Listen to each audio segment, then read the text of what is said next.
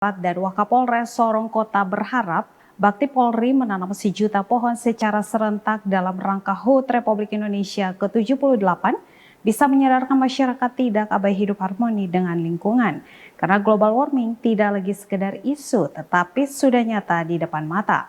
Pernyataan Sekjen PBB yang menyebut suhu bumi sedang mendidih bagi Kadis LHKPP-BD Julian Kelly Kambu dan Wakapolres Sorong Kota AKBP Matias Krey hanya bisa dicegah dengan merubah perilaku hidup harmoni dengan lingkungan sebagaimana dijelaskan berikut ini. Pak Waka, bisa dijelaskan tujuan Polri menanam sejuta pohon secara serentak di HUT Kemerdekaan RI ke-78?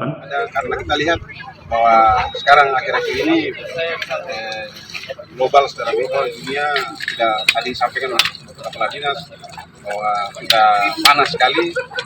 Sekarang bukan panas tapi sudah mendidih ya Pak Kepala Dinas. Seperti itu, jadi sehingga perintah dari Kapolri dan program posisi untuk kita akan penanaman seluruh Indonesia. Ada polda yang ada di seluruh Indonesia menanam pohon, pohon apa saja.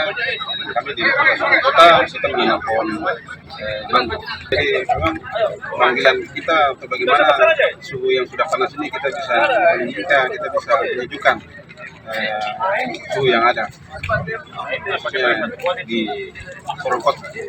Pak Kelly, kalau aksi Polri ini kita kaitkan dengan pentingnya hidup harmoni dengan lingkungan, apa yang bisa disampaikan kepada masyarakat soal global warming yang tidak lagi sekedar isu tetapi sudah nyata di depan mata? Bumi per 29 Juli 2023 bahwa bumi yang kita tinggal ini tidak panas lagi tapi sudah mendidih.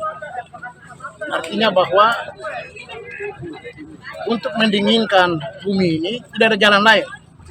Ada banyak jalan ke Roma, tapi untuk menurunkan temperatur bumi kita harus menanam pohon, terutama mangrove. Mangrove ini karena mangrove daya serap kemampuan untuk menyerap karbon lebih besar. Kita tidak bisa menunggu seperti di Jakarta sudah terjadi polusi, baru kita cari salah menyalahkan satu sama yang lain. Dan mangrove di kawasan ini akan sebagai suplai oksigen untuk mendinginkan temperatur kota. Di belakang, di depan kita yaitu ada ibu kota, kantor ibu kota provinsi mengambil kebijakan, maka sesuai dengan arahan Bapak PJ Gubernur Papua Barat Daya bahwa kita tetap mendukung pembangunan berkelanjutan. Rencana aksi yang kita lakukan adalah seperti hari ini yang dilakukan oleh teman-teman dari atau mitra kami dari Kapolri, dari Kapolresta. Ini salah satu bagian aksi-aksi data yang harus kita gerakan. Pada bulan November itu pertemuan kepala negara di Dubai membahas bagaimana bumi yang tidak panas lagi tapi mendidih ini, bagaimana aksi-aksi yang harus dilakukan sehingga mempertahankan di bawah 1,5 derajat. Apa langkah nyata Pemda Papua Barat Daya menyadarkan warga tanam pohon dan bagaimana mencegah masyarakat merusak hutan? Yang perlu didorong pertama secara kebijakan, tujuan pembangunan di Papua Barat Daya poin keempat adalah pengelolaan lingkungan hidup dan sumber daya alam yang berkeadilan dan berkelanjutan. Jadi pembangunannya beradil dan berkelanjutan untuk generasi hari ini, generasi hari esok, dan anak cucu.